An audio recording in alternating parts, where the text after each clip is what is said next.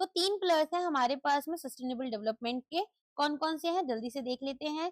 तो यहाँ पर सबसे पहले आता है एनवायरनमेंट सस्टेनेबिलिटी। अब एनवायरनमेंट सस्टेनेबिलिटी में आप देखेंगे कि हमें क्या करना है, फॉरेस्ट बचाने हैं, रिवर्स बचानी है, एनिमल्स, पोल्यूशन कम करना है, कूड़ा-करकट हमें कम करना है ना? वेस्ट हमारे साथ कम जनरेट करना है, रिन्यूएबल एनर्जी जैसे सोलर एनर्जी, विंड एनर्जी, इन्हें हमें यूज़ करना है और क्लाइमेट चेंज जो है उसको हमें फाइट करना है। और कैसे करेंगे? ऑफ कोर्स यहाँ पर हमें ग्रीन हाउस गैस एमिशन जो है जीएचजी, इसको कम करना होगा। साथ में हमें ट्रांजिशन करना है रिन्यूएबल एनर्जी सोर्स के साथ में, तो अडेप्ट करना होगा जो भी इम्पैक्ट हमारे क्लाइमेट चेंज के हैं। तो ये 3 हमारी एनवायरनमेंट सस्टेनेबिलिटी में आते हैं। फिर आती है इकोनॉमिक सस्टेनेबिलिटी। इकोनॉमिक सस्टेनेबिलिटी में हमारे पास हमें क्या करना है, स्ट्रॉन्ग इकोनॉमी बिल्ड करनी है। इसका क्या मतलब हुआ? इसका मतलब हुआ कि हमें यहाँ पर इकोनॉमी को ग्रो करना है, लेकिन एनवायरनमेंट या लोगों को हमें यहाँ पर अफेक्ट नहीं करना है। तो प्रेजेंट नीड्स जो है वो हमें यहाँ पर मीट करते हुए फ्यूचर नीड जो है, जो फ्यूचर जनरेशन है उनका ख्याल रखना होगा। तो हमें सबसे पहले तो क्या करना है, सस्टेनेबल इंफ्रास्ट्रक्चर में इन्वेस्ट करना है। तो हमें इन्वेस्टमेंट करनी है हमारे जो भी सस्टेनेबल इंफ्रास्ट्रक्चर रहेंगे, तो हमें ट्रांसपोर्टेशन सिस्टम, एनर्जी ग्रिड्स और बाकी जो इंफ्रास्ट्रक्चर है इसमें इन्वेस्टमेंट करनी होगी, डेवलप करना होगा इनको, जो कि एनवायरनमेंट फ्रेंडली एंड रेजिलिएंट रहेंगे। इसके बाद आता है आपका सस्टेनेबल बिजनेसेस। तो प्रमोट करेंगे हम इनको, कैसे करेंगे? जो हमारे ग्रीन बॉन्ड्स हैं इन्हें सपोर्ट करना होगा। साथ में यहाँ पर जो सोलार पैनल्स रहते हैं, जैसे कि यहाँ पर सोलार पैनल मेकर्स हो गए, वेस्ट रिसाइकलर्स हो गए, तो इनके थ्रू हम यहाँ पर ग्रीन जॉब्स को सपोर्ट करते हुए चलेंगे। एंड अलोंग विद दैट यहाँ पर हमें क्या करना है, कंपनीज को एनकरेज करना है कि वो यहाँ पर रिस्पॉन्सिबल वे में बिहेव करे। तो क्या यहाँ पर आपका चाइल्ड लेबर नहीं होना चाहिए, पोल्यूशन कम होना चाहिए। तो बेसिकली हमें अपॉर्चुनिटीज देनी है हर किसी को कि वो इकोनॉमी में पार्टिसिपेट करे, इसके बेनिफिट्स को यहाँ पर एंजॉय करे। लेकिन जो बिजनेसेस हैं वो ऐसी प्रैक्टिसेस यूज करें जिससे कि एनवायरनमेंट को कम से कम इम्पैक्ट पड़े और सोशल वेलबींग हमारी इंप्रूव हो। नेक्स्ट आता है यहाँ पर सोशल सस्टेनेबिलिटी। सोशल सस्टेनेबिलिटी में क्या होता है? सोशल सस्टेनेबिलिटी में हमारे पास में हमें यहाँ देखना है कि हर एक कोई पर्सन जो है वो एक डिग्निफाइड लाइफ जी रहा है। साथ में हमें यहाँ पर पॉवर्टी को खत्म करना है, हंगर को खत्म करना है, ठीक है? गरीबी और भुखमरी नहीं होनी चाहिए, एजुकेशन होनी चाहिए, सबके पास में हेल्थ केयर फैसिलिटीज होनी चाहिए, क्लीन वाटर ड्रिंकिंग के लिए सबके पास होना चाहिए, ह्यूमन राइट्स को रिस्पेक्ट करना है, कल्चरल डाइवर्सिटी को बढ़ाना है। तो यहाँ पर हमें इंश्योर करना है कि हर किसी के पास में एक्सेस टू बेसिक नेसेसिटीज जैसे वो food, water, shelter, health care रहे। और हम एजुकेशन और स्किल डेवलपमेंट में इन्वेस्ट करेंगे ताकि इंडिविजुअल्स को और कम्युनिटीज को एम्पावर करें। साथ में हम रिस्पेक्ट करेंगे human rights and cultural diversity को। तो प्रोटेक्ट करनी है राइट्स हमें, यानी सभी लोगों की, और इनकी जो डिफरेंट कल्चर्स हैं इन्हें वैल्यू करना है एंड ट्रेडिशंस जो कि यहाँ पर हमारी दुनिया बनाते हैं, ठीक है? तो इस तरीके से हमारे जो 3 पिलर्स हैं वो इंटरकनेक्टेड होते हैं, क्योंकि यहाँ पर एक हेल्दी एनवायरनमेंट अगर होगा तो इकोनॉमी को कहीं ना कहीं हम प्रमोट कर रहे हैं, और एक स्ट्रॉन्ग इकोनॉमी जॉब्स क्रिएट करेगी, और जॉब्स होती हैं तो एक फेयर और इक्विटेबल सोसाइटी हमें देखने के लिए मिलती है। तो यहाँ पर हमें क्या करना है, यहाँ पर हमें एनवायरमेंट सस्टेनेबिलिटी की तरफ जाना है ताकि इकोनॉमिक प्रॉस्पेरिटी आए, इकोनॉमिक डेवलपमेंट कंट्रीब्यूट करेगी सोशल वेलबींग की तरफ, जिसमें हम जॉब्स क्रिएट करेंगे, रेवेन्यू जनरेट करेंगे सोशल प्रोग्राम्स के लिए, ठीक है? नेक्स्ट आते हैं global initiatives on sustainable development. अब वर्ल्ड वाइड ना काफी सारे एफर्ट्स लगाए जा रहे हैं ताकि हम यहाँ पर economic development, social development, environmental development को अचीव कर पाए। तो ओवरऑल सस्टेनेबल डेवलपमेंट के लिए हमें क्या करना होगा, जो भी प्रेजेंट जनरेशन है इनकी जो भी नीड्स है इन्हें फुलफिल करना है। लेकिन ये कॉम्प्लेक्स और मल्टीफैसेटेड चैलेंज है, और बहुत सारे ग्लोबल इनिशिएटिव्स इसकी तरफ काम कर रहे हैं, जिन्हें हम आज की क्लास में धीरे धीरे कर पढ़ने वाले हैं। तो सबसे पहले अगर हम बात करें स्टॉकहोम कॉन्फ्रेंस 1972, जो कि एक टर्निंग पॉइंट रहा था एनवायरनमेंट के लिए। तो यूनाइटेड नेशन कॉन्फ्रेंस हुआ था ह्यूमन डेवलपमेंट के ऊपर, जहां पर स्टॉकहोम स्वीडन में ये हुआ था हमारा जून 1972 में, और एक लैंडमार्क इवेंट की तरह इसने काम किया, जहां पर हमने देखा कि जो ग्लोबल एनवायरमेंटल अवेयरनेस और एक्शन है उसके लिए एक तरह से अवेयरनेस तो बड़ी ही बड़ी, यहाँ पर ग्लोबली लोग इसके बारे में बात करने लग गए। तो एक फर्स्ट मेजर इंटरनेशनल कॉन्फ्रेंस हुई जो कि सोली फोकस करी थी एनवायरमेंटल इश्यूज के ऊपर, और जो रिप्रेजेंटेटिव्स थे 114 कंट्रीज, ठीक है, वहां से इंटरनेशनल ऑर्गेनाइजेशन से और नॉन गवर्नमेंटल ऑर्गेनाइजेशन से सब लोग साथ में आकर यहाँ पर रिप्रेजेंट कर रहे थे अलग अलग एनवायरमेंटल इश्यूज को। तो क्या क्या की आउटकम्स रहे? सबसे पहले तो Stockholm declaration, that is very important और ये काफी बार एग्जाम में आई भी है। तो हिस्टोरिक डॉक्यूमेंट थी जहां पर 26 प्रिंसिपल्स हमने आउटलाइन किए कि एक हेल्दी और सस्टेनेबल एनवायरनमेंट बनाएंगे प्रेजेंट एंड फ्यूचर जनरेशन के लिए। तो शेयर्ड रिस्पॉन्सिबिलिटी होनी चाहिए नेशंस की कि किस तरह से एनवायरनमेंट को प्रोटेक्ट करेंगे, और जो नीड्स हैं इंटरनेशनल कॉर्पोरेशन की उसको भी हम यहाँ पर अपना प्रोटेक्ट करेंगे। इसके बाद में एक्शन प्लान बनाना है ह्यूमन एनवायरनमेंट के लिए, ऐसा इन्होंने डिसाइड किया। तो इस प्लान में हमने देखा कि क्या क्या स्पेसिफिक एनवायरमेंटल प्रॉब्लम्स हैं और क्या क्या कॉन्क्रीट एक्शंस हैं जो हम ले सकते हैं ताकि इनको एड्रेस किया जा सके। तो एक वाइड रेंज ऑफ इश्यूज हमारे सामने आए जिसमें pollution control, land management, wild life conservation और एजुकेशन था।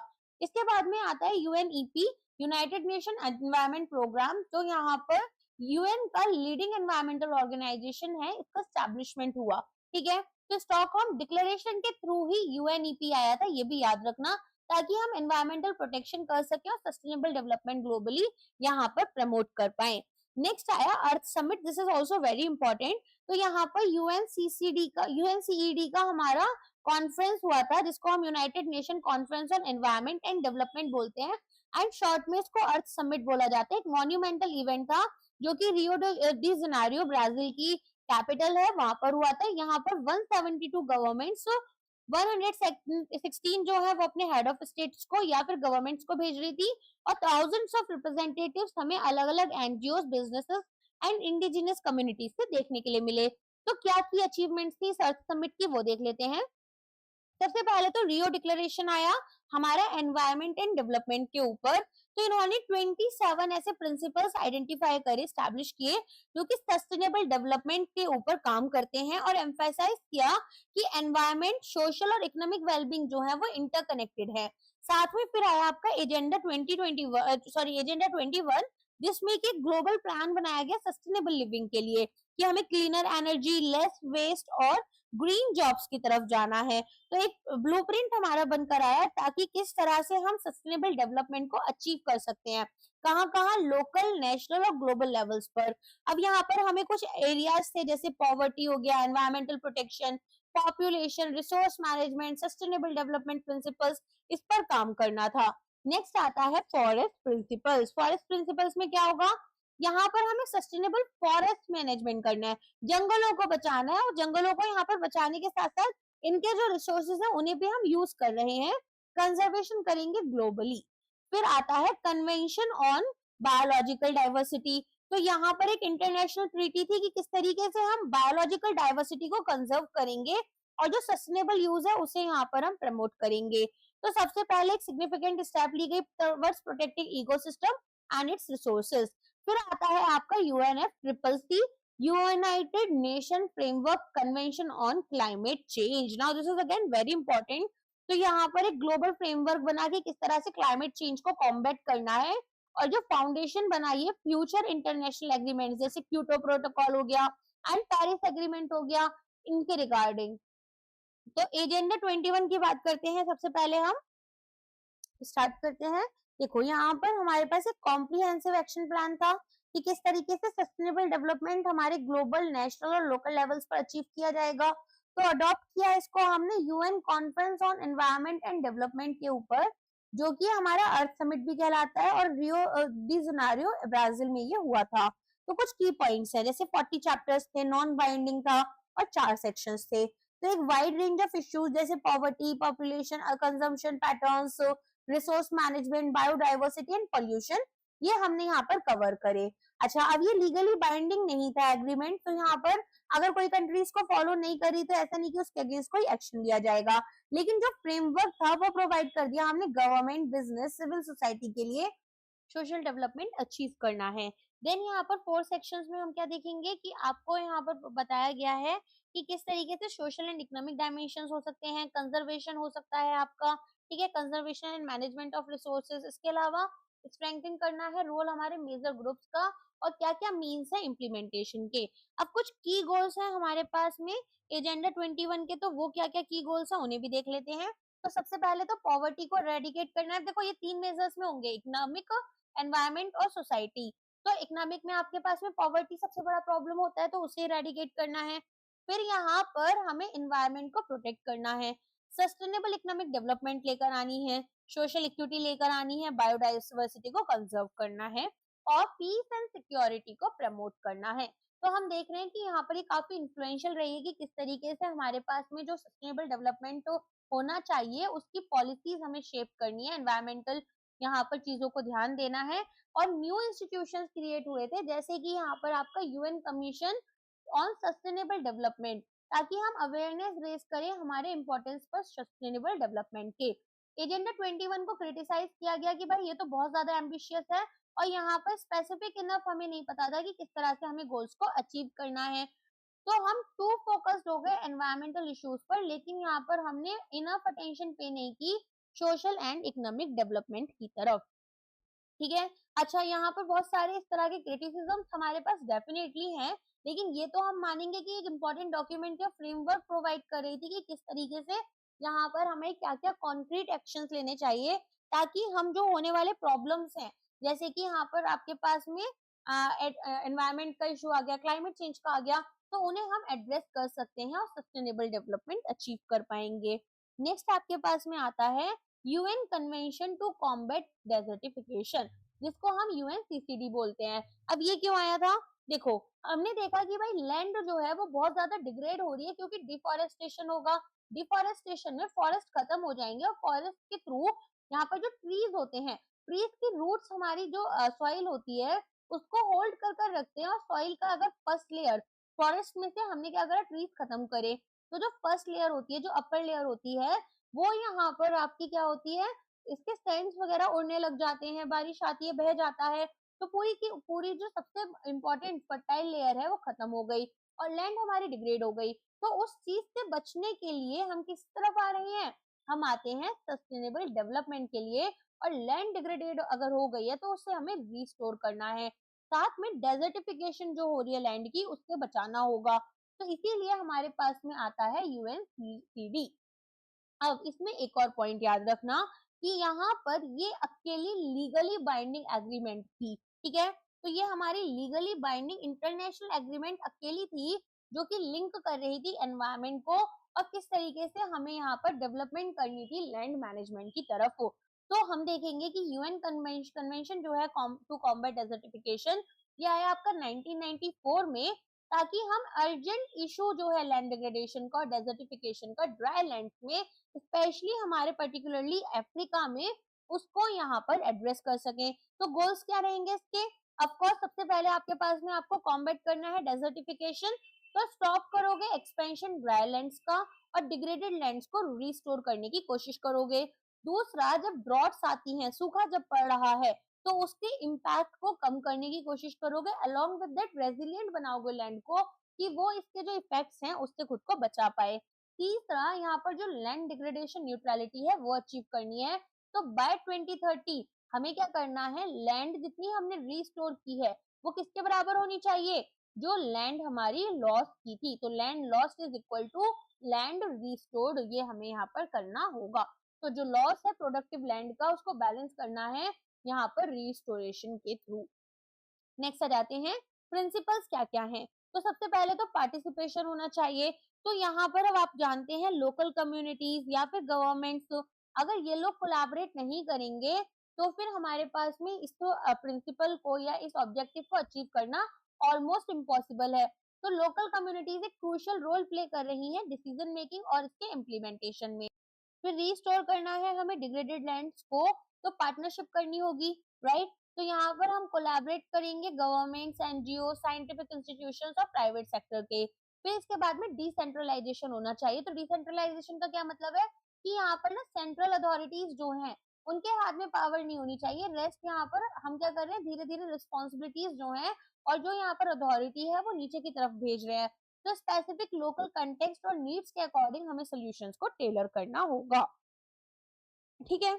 चलिए, तो लोकल सॉल्यूशंस होने चाहिए लोकल प्रॉब्लम्स के लिए। अब आती है बात यहाँ पर स्ट्रक्चर की। तो सबसे पहले कॉन्फ्रेंस ऑफ द पार्टीज, जो कि टॉप डिसीजन मेकिंग बॉडी रहेगी और हर 2 साल में एक बार मिलेगी, ताकि प्रोग्रेस और यहाँ पर रिव्यू कर पाए और प्रायोरिटी सेट करे। दूसरा सेक्रेटेरिएट, तो यहाँ पर ये आपका बॉन जर्मनी में है बेस, जहाँ पर कोऑर्डिनेटेड एक्टिविटीज होती हैं और हम इम्प्लीमेंटेशन को सपोर्ट करते हैं। तीसरा, रीजनल एंड नेशनल स्ट्रक्चर्स, तो फैसिलिटेट करेंगे रीजनल कॉर्पोरेशन और नेशनल एक्शन प्लान्स को। नेक्स्ट आते हैं कन्वेंशन ऑन बायोलॉजिकल डाइवर्सिटी 1992। अब ये क्या है? तो यहाँ पर हमने जब अर्थ समिट 1992 को अडॉप्ट किया था, तभी हमारे पास में ये कन्वेंशन भी आई 1993 में, और हेडक्वार्टर्ड कहाँ पर है ये? Montreal, Canada, under UNEP. तो बायोडाइवर्सिटी कंजर्वेशन एक कलेक्टिव रिस्पॉन्सिबिलिटी है सभी नेशंस की, तो इनको कंजर्व करने के लिए यहाँ पर और हमने क्या करा, इन्वॉल्वमेंट चाहिए थी एंटायर वर्ल्ड की, तो इसको ओपन किया गया सिग्नेचर के लिए at Earth Summit in Rio de Janeiro in 1992, और इफेक्ट में कब आया था? 1993 में। अब इसके तीन मेन गोल्स हैं, क्या क्या है? बायोडाइवर्सिटी को कंजर्व करना, तो बायोडाइवर्सिटी में हम क्या क्या लेंगे? Plants, animals, ecosystem. फिर हमें बायोडाइवर्सिटी को सस्टेनेबली यूज करना था, ओवर यूज नहीं करना था, एक्सप्लॉइट नहीं करना था। साथ में जो बेनिफिट्स हैं वो हम जेनेटिक रिसोर्सेज से फेयरली शेयर करते। तो हमारे पास में कंजर्वेशन ऑफ बायोलॉजिकल डाइवर्सिटी, तीसरा हमारे पास दूसरा sustainable use of its component, and तीसरा fair and equitable sharing of benefits arising from genetic resources. ये तीन हमारे पास में मेन गोल्स हैं। अब कन्वेंशन हमारे पास लीगली बाइंडिंग है, जैसे हमारे पास में डेजर्टिफिकेशन वाला था, तो यहाँ पर कंट्रीज जो इसको ज्वाइन करेंगी उनको ऑब्लाइज कर दिया गया कि भाई आपको इसके प्रोविजंस को इम्प्लीमेंट करना ही है। तो 195 यूएन स्टेट्स और यूरोपियन यूनियन इसकी पार्टीज बने, ठीक है। तो जितने भी यूएन मेंबर्स थे एक्सेप्ट कौन सा? अमेरिका, इसने इसकी ट्रीटी को रेटिफाई किया। जो मीटिंग हुई parties to the convention on biological diversity, ये हर 2 साल में एक बार होती है। 2000 में जो सीओपी हुआ था to the convention on biological diversity, इन्होंने एक सप्लीमेंट्री एग्रीमेंट यहाँ पर साइन किया, अडॉप्ट किया, जिसको हम बोलते हैं कार्टेगिना प्रोटोकॉल ऑन बायोसेफ्टी, ठीक है। अभी कार्टेगिना प्रोटोकॉल के बारे में हम नेक्स्ट लाइन में पढ़ेंगे। तो 2010 में हमने नगोया प्रोटोकॉल को अडॉप्ट किया, और सीबीडी सेक्रेटेरिएट जो है वो आपका मॉन्ट्रियल कनाडा में है, जो कि ऑपरेट करता है यूएनईपी के अंडर। अब आते हैं कार्टेगिना प्रोटोकॉल ऑन बायोसेफ्टी। ये क्या है? ये अगेन आपका यहाँ पर सीबीडी से ही कनेक्टेड है, जिसमें हम बात करते हैं कि जो लिविंग मॉडिफाइड ऑर्गेनिजम्स हैं, एलएमओस जिनको हम यहाँ पर बोलते हैं, उन्हें हमें सेफली हैंडल करना है, या फिर जो जेनेटिकली मॉडिफाइड ऑर्गेनिजम्स हैं। अब हम देखते हैं यहाँ पर अलग अलग तरह के, स्पेशली करेंटली जेनेटिक म्यूटेशन देखा जा रहा है, चाइना में बहुत ज्यादा हो रहा है, यूएस में बहुत होता है ना। तो यहाँ पर ये जो ऑर्गेनिजम्स हैं इनको हमें बहुत ध्यान से यूज करना है, इसकी बात की गई है। तो कार्टेगिना प्रोटोकॉल ऑन बायोसेफ्टी एक इंटरनेशनल एग्रीमेंट है कन्वेंशन ऑन बायोलॉजिकल डाइवर्सिटी के अंडर, जो कि फोकस कर रही है कि भाई हमें सेफ वे में हैंडल करना है, ट्रांसपोर्ट करना और यूज करना है लिविंग मॉडिफाइड ऑर्गेनिजम्स का, जिनको हम जेनेटिकली मॉडिफाइड ऑर्गेनिज्म बोलते हैं, ताकि हम डाइवर्सिटी को प्रोटेक्ट कर सके और ह्यूमन हेल्थ को पोटेंशियल रिस्क जो यहाँ पर ट्रांसबाउंड्री मूवमेंट हो रहा है एलएमओस का, उससे बचा पाए, ठीक है। तो यहाँ पर एक प्रिकॉशनरी प्रिंसिपल इनका हो गया कि अगर अनसर्टेन है तो हमें बहुत ज्यादा केयरफुल रहना होगा। इसके बारे में हम यहाँ पर पढ़ेंगे। तो ऑब्जेक्टिव्स क्या क्या हैं? सबसे पहले तो हमें बायो सेफ्टी को इंश्योर करना है, लोगों को और बायोडाइवर्सिटी को दोनों को प्रोटेक्ट करना है, अगर हमें लगता है कि कोई भी यहाँ पर जीएमओ के रिस्क आ रहे हैं। तो कंट्रीब्यूट करेंगे कि इंश्योर कर रहे हैं एक एडिक्वेट लेवल ऑफ प्रोटेक्शन होना चाहिए in the field of safe transfer, handling and use of LMOs. साथ में जो एडवर्स इफेक्ट हो सकता है on the conservation and sustainable use of biological diversity, वो भी हमें साथ में ध्यान में रखना होगा। एक प्रिकॉशनरी अप्रोच लेकर चलनी है जब हम इन एलएमओस के साथ में डील करेंगे। तो यहाँ पर अगर कोई भी हमारी एरर हो जाती है on the side of caution, तो पोटेंशियल रिस्क हमारे लिए अनसर्टेन है, ठीक है। तो जैसे कोविड-19 आया था तो लोग बोल रहे थे कि कुछ तो ऐसा था जो चाइना बना रहा था। अब ये बात में कितनी सच्चाई है या एक कॉन्स्पिरेसी थ्योरी है ये तो किसी को नहीं पता, लेकिन ऑफ कोर्स यहाँ पर इस तरह का कुछ भी सामने आएगा तो ना ही केवल ह्यूमन, लेकिन साथ में यहाँ पर ओवरऑल एनवायरनमेंट का भी डिग्रेड होने के चांसेस बहुत हाई हैं। नेक्स्ट आते हैं इन्फॉर्म्ड कंसेंट के ऊपर। तो यहाँ पर हमें इंश्योर करना है कंट्रीज को कि भाई आप यहाँ पर इंपोर्ट करना चाहते हो इन एलएमओस को या नहीं करना चाहते हो, तो एडवांस इन्फॉर्म्ड एग्रीमेंट हमें यूज करना होगा, ठीक है। इतना समझ में आ गया। अब आते हैं हम की प्रोविजंस के ऊपर। तो सबसे पहले तो हम इसमें एडवांस इन्फॉर्म्ड एग्रीमेंट के बारे में पढ़ेंगे। तो यहाँ पर जो एक्सपोर्टर्स हैं वो इम्पोर्टिंग कंट्रीज को जीएमओस के बारे में बताएंगे शिपमेंट से पहले पहले कि भाई हमें ऐसा ऐसा कोई शिपमेंट जो है वो करने वाले हैं। अब यहाँ पर आप देखेंगे कि एक्सपोर्टर्स जो हैं एलएमओस के वो नोटिफाई करेंगे इम्पोर्टिंग कंट्री को, प्रोवाइड करेंगे detailed information about the LMO और इसके पोटेंशियल रिस्क।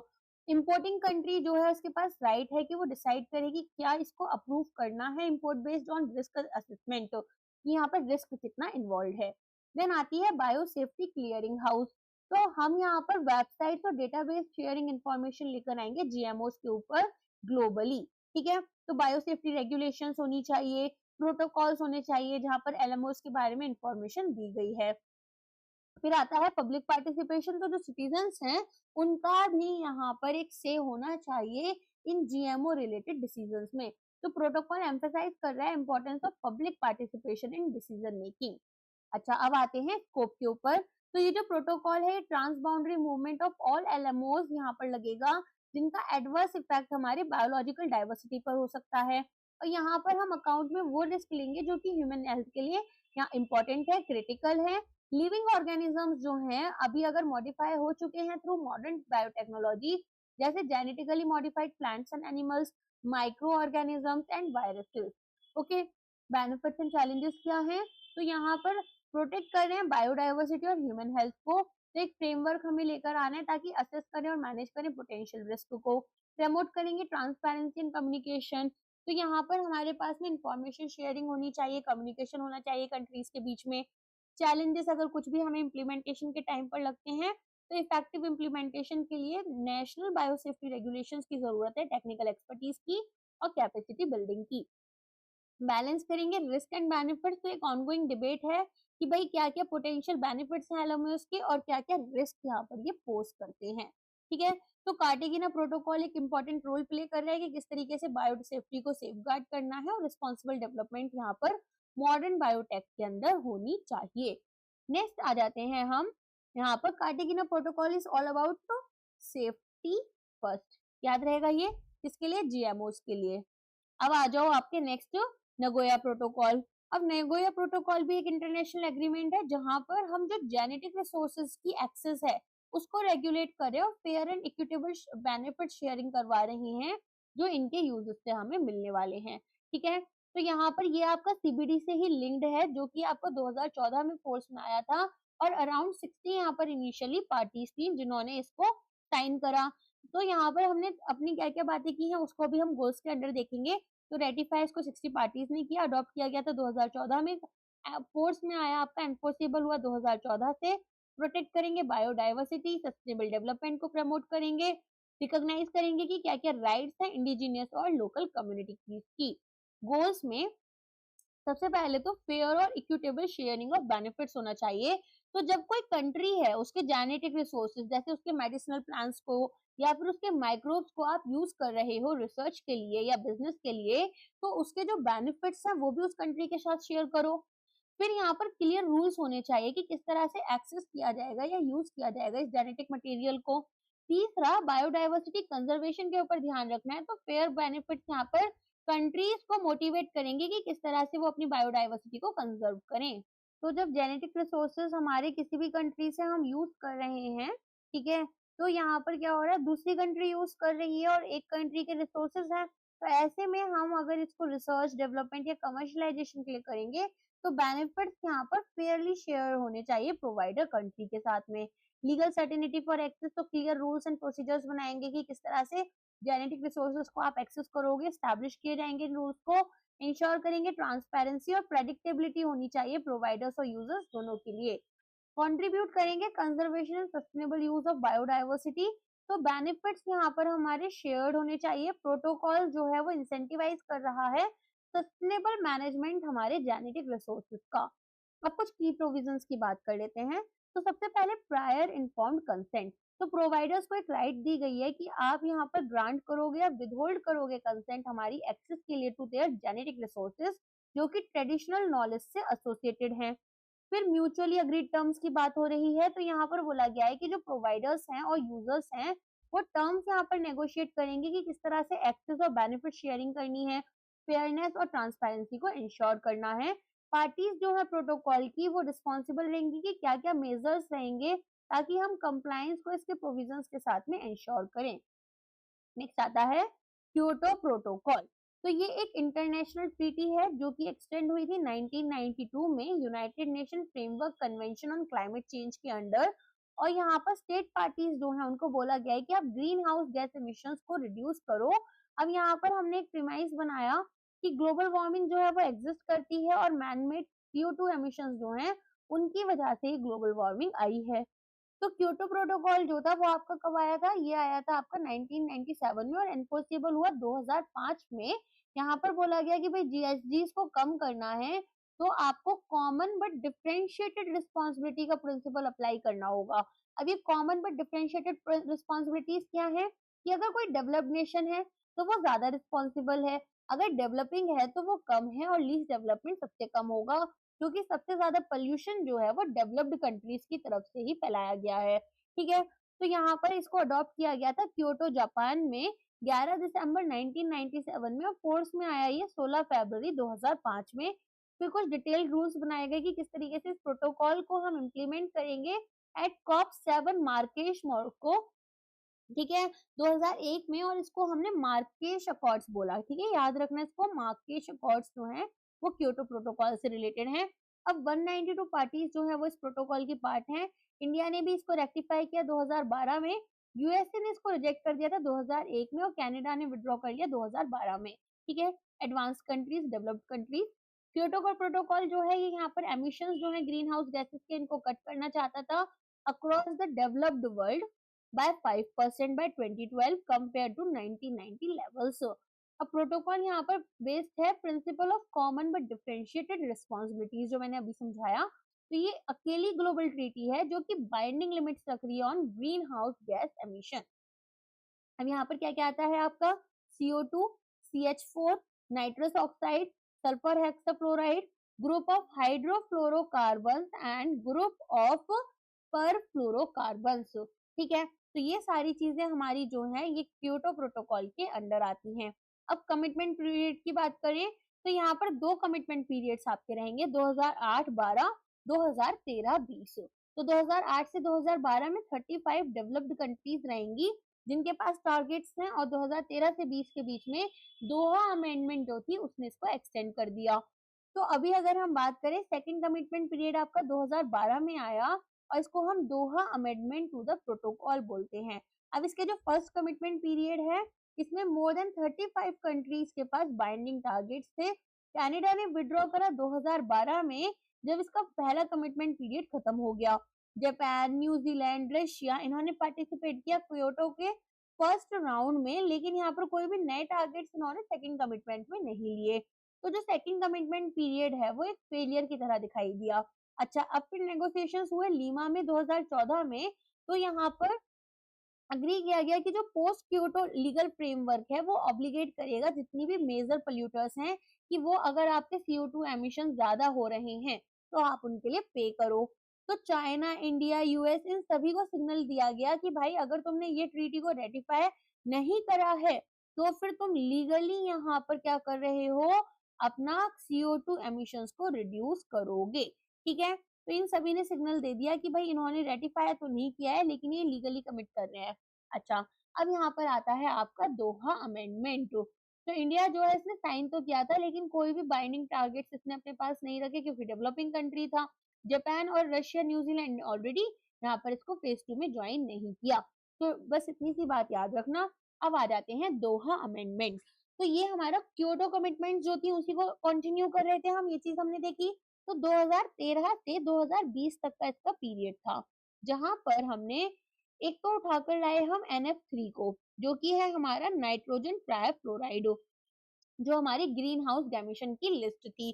तो ग्रीन हाउस गैस में हमारे पास में क्या क्या आ गया, CO2, CH4, N2, SF6, HCFs और यहाँ पर PFCs। इसके अलावा एक और ऐड हो गया हमारा दोहा अमेंडमेंट में NF3, दैट इज यहाँ पर नाइट्रोजन ट्राइफ्लोराइड। अब इसके बाद में इन्होंने कुछ नए गोल्स बनाए, जैसे इन्होंने बोला कि भाई एटलीस्ट यहाँ पर 18% एमिशन रिडक्शन जो होगा वो आपका बाय 2020 हमें करना होगा, जो हम 1990 की लेवल्स को अपना स्टैंडर्ड लेवल लेकर चलेंगे। ठीक है। एंड यहाँ पर इन्होंने बोला कि भाई आप जो रिपोर्टिंग कर रहे हो वो थोड़ी स्ट्रॉन्गर करो, ट्रांसपेरेंसी लेकर आओ, ठीक है। तो हमारे पास में फर्स्ट कमिटमेंट पीरियड खत्म होने के बाद में स्टार्ट हुआ क्योटो प्रोटोकॉल के न्यू कमीशन रिडक्शन टारगेट्स हमारे स्टार्ट हुए 2012 से 20 में। अब यहाँ पर हमारे पास में जो नाइट्रोजन ट्राइफ्लोराइड था उसको भी ऐड कर दिया गया। पहले 6 ग्रीन हाउस गैसेस थी, अब कितनी हो गई हैं, 7 हो गई हैं। फिर यहाँ पर इन्होंने बोला कि ग्रीन हाउस एमिशन को हमें कम से कम 18% से कम करना होगा।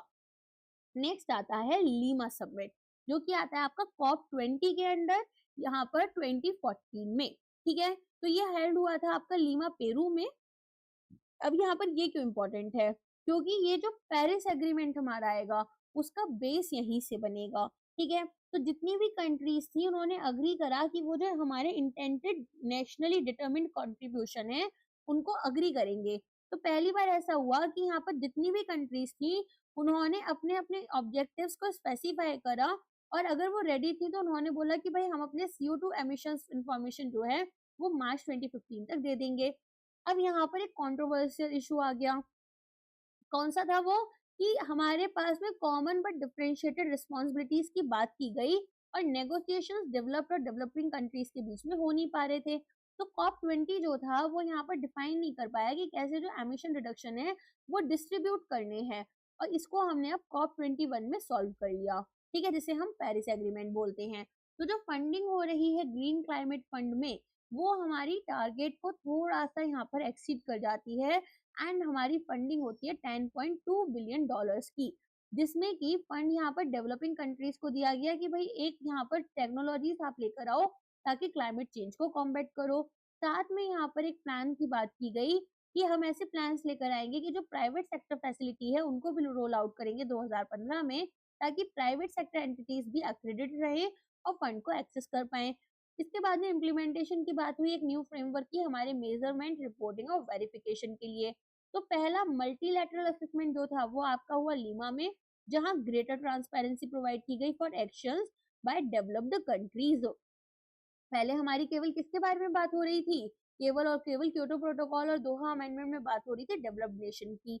अब आगे डेवलपिंग नेशन की तरफ भी, कि हाँ भाई यहाँ पर इनका भी जो हमें एमिशन रिडक्शन है वो कम करना होगा, ठीक है।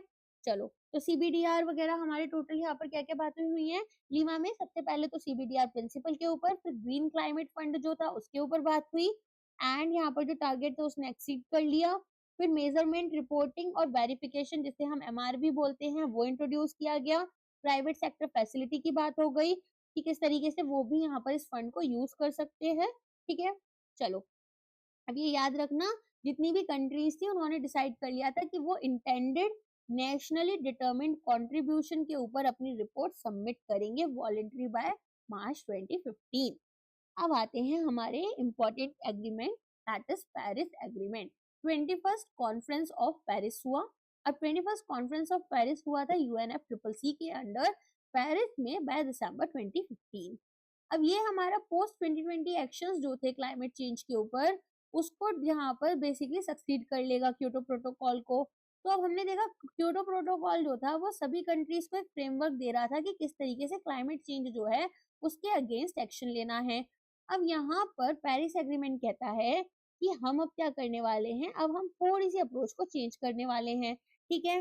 तो सबसे पहले तो हमारी जो ये पेरिस एग्रीमेंट है ये सभी कंट्रीज के ऊपर लगेगी, चाहे वो रिच हो चाहे वो यहाँ पर अंडर डेवलप्ड हो, ठीक है। तो यहाँ पर एम्फेसाइज किया गया कॉन्सेप्ट जैसे climate justice, sustainable life style, है ना। पेरिस क्लाइमेट जो था वो पहली बार सभी नेशंस को एक कॉमन कॉज के लिए लेकर आया अंडर द UNFCCC।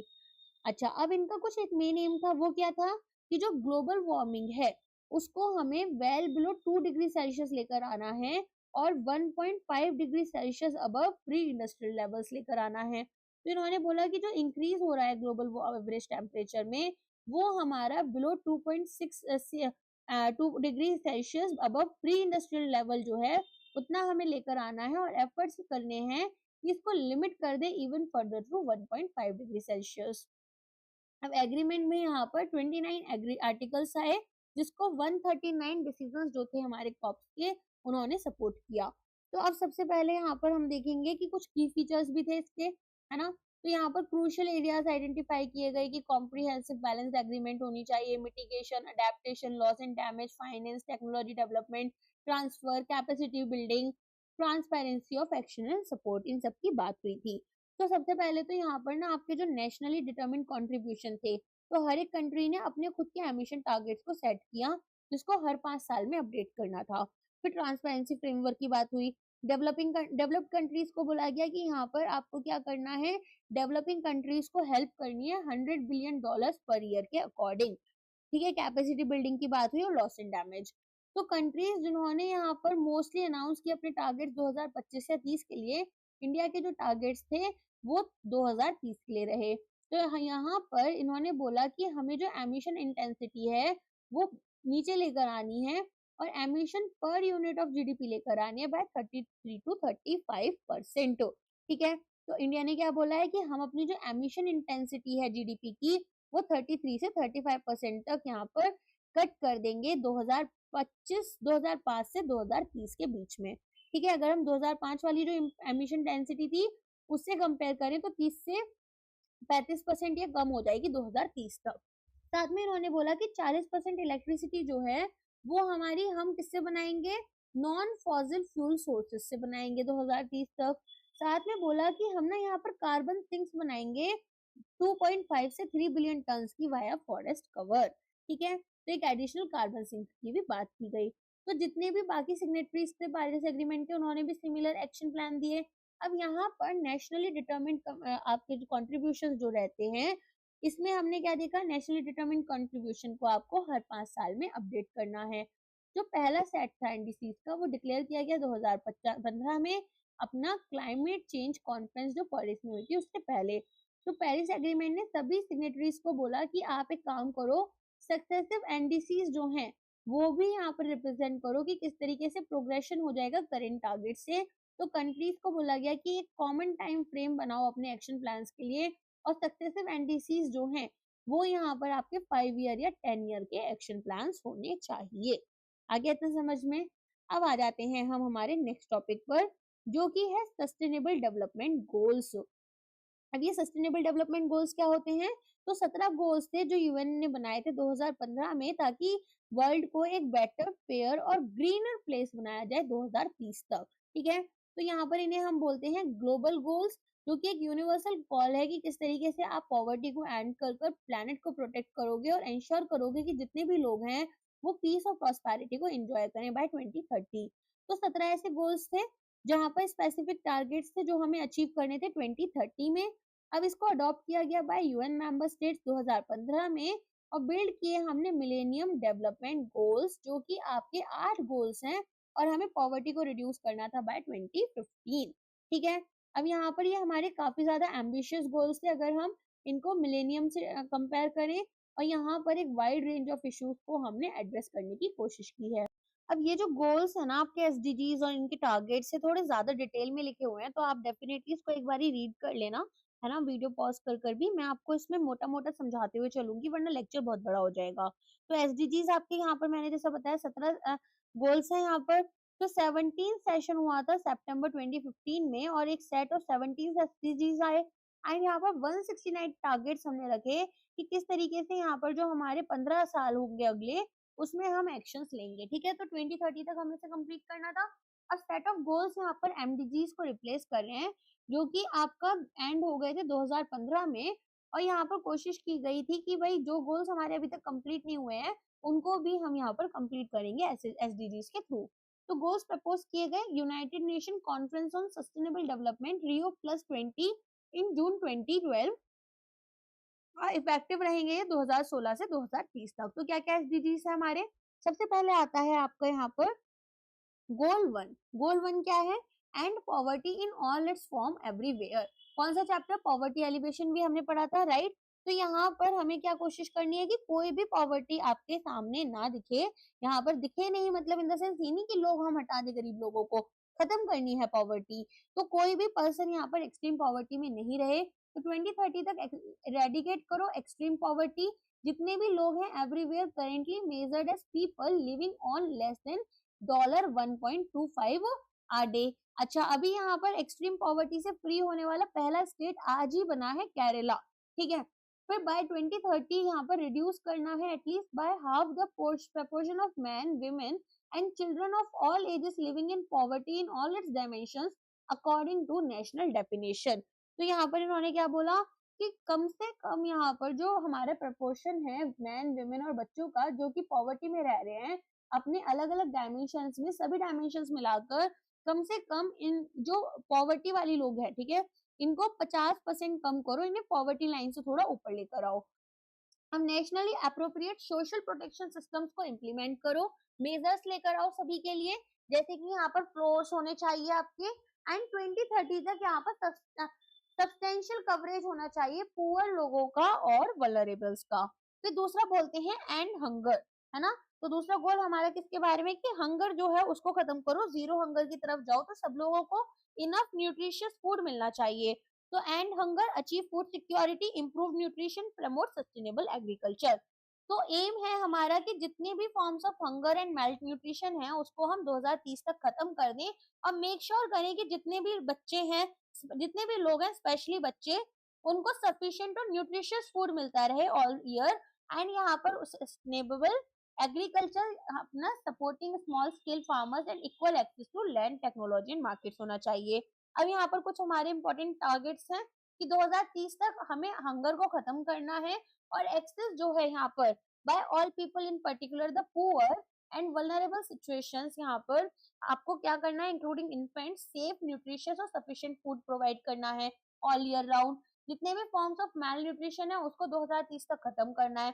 2030 तक जो भी एग्रीकल्चर प्रोडक्टिविटी है और इनकम है स्मॉल स्केल फूड प्रोड्यूसर्स की, उसको डबल करना है, particularly women, indigenous people, family farmers, pastoralists, fishers, including secure and equal access to land।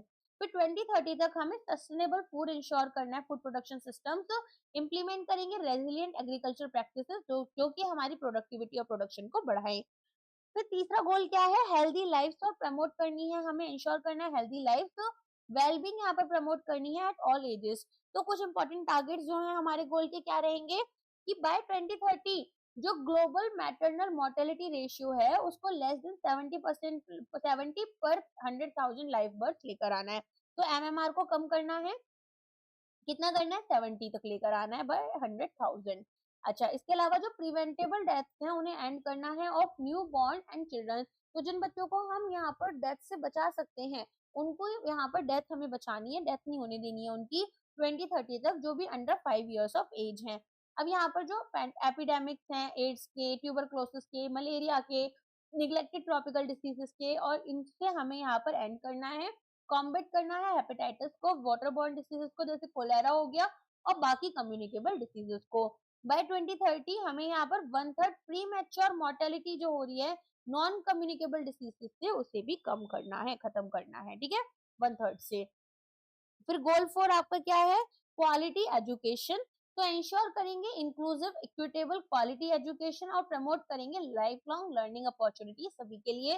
तो यहाँ पर हमारे पास में क्या क्या टारगेट्स हैं, तो 2030 तक हमें जितने भी गर्ल्स एंड बॉयज हैं उनके पास में कंप्लीटली फ्री, इक्विटेबल और quality primary and secondary education पहुंचानी है। इंश्योर करना है कि जितनी भी लड़के और लड़कियां जिनको एक्सेस मिलनी चाहिए quality early childhood development care और प्री प्राइमरी एजुकेशन की, 2030 तक हमें कोशिश करनी है कि इक्वल एक्सेस हो सभी विमेन और मैन को यहाँ पर अफोर्डेबल और quality technical, vocational, tertiary education की इंक्लूडिंग यूनिवर्सिटी। फिर यहाँ पर 2030 तक हमें एलिमिनेट करनी है जेंडर डिस्पैरिटीज एजुकेशन में, और इक्वल एक्सेस यहाँ पर एजुकेशन की सबको प्रोवाइड करनी है सभी लेवल्स पर। इसके बाद में गोल 5 में हमें अचीव करनी है जेंडर इक्वालिटी, एम्पावर करना है सभी विमेन एंड गर्ल्स को। तो कुछ इंपॉर्टेंट टारगेट क्या है, जितने भी फॉर्म्स ऑफ डिस्क्रिमिनेशन है against all women and girls उन्हें हमें हर जगह से खत्म करना है। जो भी हार्मफुल प्रैक्टिसेस हैं जैसे कि यहाँ पर child early and forced marriages हो रही हैं, फीमेल जेनिटल म्यूटिलेशन देखने के लिए मिल रहा है, जेनिटल म्यूटिलेशन, वो सब एलिमिनेट करनी है। गोल 6 में हमें क्या कोशिश करनी है, वाटर का यहाँ पर अवेलेबिलिटी इंश्योर करते हुए सस्टेनेबल मैनेजमेंट करना और सैनिटेशन सभी के लिए होना चाहिए। तो यहाँ पर बोला जा रहा है कि आपको कुछ टारगेट्स भी अचीव करने हैं, तो वो क्या क्या है, सबसे पहले तो अचीव करना है यूनिवर्सल और equitable access to safe and affordable drinking water for all. फिर एडुकेट यहाँ पर अचीव करना है adequate and equitable sanitation and hygiene for all. और यहाँ पर जो ओपन डेफिकेशन है, खुले में जो लोग यहाँ पर फ्रेश होने जाते हैं, उस चीज को भी खत्म करना है। इम्प्लीमेंट करना है इंटीग्रेटेड वाटर रिसोर्स मैनेजमेंट हमारे सभी लेवल्स पर, जिसमें कि आपका ट्रांसबाउंड्री कॉपरेशन एज अप्रोप्रिएट आएगा। प्रोटेक्ट और रिस्टोर करना है वाटर रिलेटेड इकोसिस्टम, जिसमें कि आपके mountains, forest, wetlands, river, aquifers and lakes आते हैं। ठीक है, तो ये हमें 2020 तक करना था। नेक्स्ट आते हैं गोल 7, जहां पर हमें कोशिश करनी है क्लीन एनर्जी की। तो अफोर्डेबल, रिलायबल, सस्टेनेबल और मॉडर्न एनर्जी सभी को मिलनी चाहिए। तो 2030 तक हमें यूनिवर्सल एक्सेस देनी थी affordable, reliable and modern energy services की। सब्सटेंशियली यहाँ पर जो शेयर है रिन्यूएबल एनर्जी का ग्लोबल एनर्जी मिक्स में, उसे इंक्रीज करना था। डबल करना है global rate of improvement in energy efficiency. Next आते हैं हम गोल 8 पर। तो गोल 8 में हमारी क्या बात हो रही है? प्रमोट करना है sustained, inclusive, sustainable economic growth, full and productive employment, decent work सभी के लिए। तो यहाँ पर सस्टेन करेंगे per capita economic growth in accordance with national circumstances. और यहाँ पर at least 7% gross domestic product growth होनी चाहिए per annum in the least developed countries. 2030 में हम अचीव करेंगे full and productive employment, decent work सभी विमेन एंड मैन के लिए, इंक्लूडिंग हमारे यंग पीपल और यहाँ पर person with disabilities, and equal pay for work of equal value. 2020 तक सब्सटेंशियली रिड्यूस करना था प्रपोर्शन यूथ का जो कि एम्प्लॉयड नहीं है, एजुकेटेड नहीं है या ट्रेनिंग जिनको नहीं मिली। अब यहाँ पर इंप्रूव करेंगे progressively through 2030 global resource efficiency in consumption and production and endeavour to decouple economic growth from environmental degradation. ठीक है, गोल 9 क्या है हमारा? गोल 9 में हम बात करेंगे कि हमें रेजिलिएंट इंफ्रास्ट्रक्चर बिल्ड करना है, इंक्लूसिव एंड सस्टेनेबल इंडस्ट्रियलाइजेशन लेकर आएंगे, फोस्टर करेंगे इनोवेशन। तो यहाँ पर quality, reliable, sustainable, resilient infrastructure होना चाहिए, रीजनल और ट्रांसबॉर्डर इंफ्रास्ट्रक्चर, ताकि हम इकोनॉमिक डेवलपमेंट को सपोर्ट करें, ह्यूमन वेलबींग यहाँ पर सपोर्ट की जाए और एक फोकस रहे affordable equitable access for all के लिए। प्रमोट करेंगे inclusive and sustainable industrialisation by 2030, यहाँ पर सिग्निफिकेंटली रेज करेंगे इंडस्ट्री का share of employment and gross domestic produce. 2030 में अपग्रेड करेंगे इंफ्रास्ट्रक्चर एंड रेट्रोफिट इंडस्ट्रीज को, ताकि यहाँ पर इनको सस्टेनेबल बनाया जा सके। गोल 10, रिड्यूस करेंगे inequality with in and among countries. तो यहाँ पर हमारे पास में 2030 तक हमें क्या करना है? प्रोग्रेसिवली अचीव करना, सस्टेन करना है economic growth bottom 40% of population का at a rate higher than the national average. फिर 2030 तक ही हमें एम्पावर और प्रमोट करना है social, economic and political inclusion सभी का। 2030 तक ही हमें यहाँ पर रिड्यूस करना है to less than 3% the transaction cost of migrant remittances and eliminate करनी है remittance corridors with cost higher than 5%। तो जब लोग एक दूसरे से पैसा भेजते हैं, एक दूसरे देश में काम कर रहे हैं, अपनी फैमिली को भेजेंगे, तो ये जो ट्रांजेक्शन कॉस्ट है अगर 5% है, तो यहाँ पर ऐसे इनको हमें यूज ही नहीं करना कॉरिडोर्स को, और कोशिश करनी कि ये कॉस्ट 3% से कम हो। गोल 11 यहाँ पर है कि सिटीज और ह्यूमन सेटलमेंट्स को इंक्लूसिव, सेफ, रेजिलिएंट और सस्टेनेबल बनाना है। तो यहाँ पर 2030 तक हमें कोशिश करनी है कि एडुकेट, सेफ और affordable housing and basic services and upgrade हो, यहाँ पर एक्सेस रहे safe, affordable, accessible, sustainable transport system, inclusive और सस्टेनेबल अर्बनाइजेशन की तरफ हमें जाना है, और adverse per capita environmental impact जो है सिटीज का वो भी रिड्यूस करना है। देन आता है गोल 12, इंश्योर करेंगे सस्टेनेबल कंजम्पशन और प्रोडक्शन पैटर्न्स यहाँ पर। तो 10 ईयर का फ्रेमवर्क लगाना है प्रोग्राम्स का, जिसमें कि सस्टेनेबल कंजम्पशन एंड प्रोडक्शन हो, सस्टेनेबल मैनेजमेंट और एफिशिएंट यूज हो हमारे रिसोर्सेज का। यहाँ per capita global food waste जो है उसको हमें हाफ करना है at the retail and consumer levels. जो आप लोग खाना फेंकते हो ना, वो यहाँ पर हमें हाफ करना है कम से कम। और जो फूड लॉसेस हैं अलोंग प्रोडक्शन, वो भी हमें रिड्यूस करने हैं। जैसे यहाँ पर हम अभी क्या बात आती है, जीरो वेस्टेज की बात आती है, तो जो बहुत ही यहाँ पर अच्छे मिशेलिन स्टार रेस्टोरेंट्स होते हैं, वो लोग जैसे आलू है तो आलू के छिलके को भी यूज करने की कोशिश करेंगे। तो मिनिमाइज करना है food waste in any form, and supply chain include करेंगे इसमें पोस्ट हार्वेस्ट लॉसेस। 2020 तक यहाँ पर अचीव करना है environmentally sound management of chemicals and जितने भी वेस्ट हैं throughout their life cycle. Now बहुत इंपॉर्टेंट वाला यहाँ पर आ जाता है आपका क्लाइमेट एक्शन। तो take urgent action to combat climate change in its impacts. तो स्ट्रेंथन करेंगे resilience and adaptive capacity to climate related hazards and natural disasters. Integrate करेंगे क्लाइमेट चेंज मेजर्स को नेशनल पॉलिसीज के साथ में, स्ट्रेटेजीज और planning के साथ में। कमिटमेंट जो है undertaken by developed countries parties to the UN framework convention on climate change, इसको अभी इम्प्लीमेंट करेंगे, जहां पर हमारा गोल क्या था कि मोबिलाइज करना है जॉइंटली $100 बिलियन एनुअली बाय 2020। फिर आता है गोल 14, जहां पर हमने बात की कंजर्व करने की और सस्टेनेबली यूज करने की ocean, seas and marine resources sustainable development में। तो यहाँ पर 2025 तक हमें जो भी मरीन पॉल्यूशन है उसे रिड्यूस करना है सभी काइंड में, लैंड बेस्ड एक्टिविटीज की वजह से जो हो रहा है स्पेशली वो, और यहाँ पर जो मरीन डेब्रिस और न्यूट्रिएंट पोल्यूशन हो रहा है उसको भी रोकना है। फिर 2020 तक सस्टेनेबली मैनेज करना है और प्रोटेक्ट करना है मरीन एंड कोस्टल इकोसिस्टम को, ताकि जो एडवर्स इम्पैक्ट्स हैं उन्हें अवॉइड कर सकें।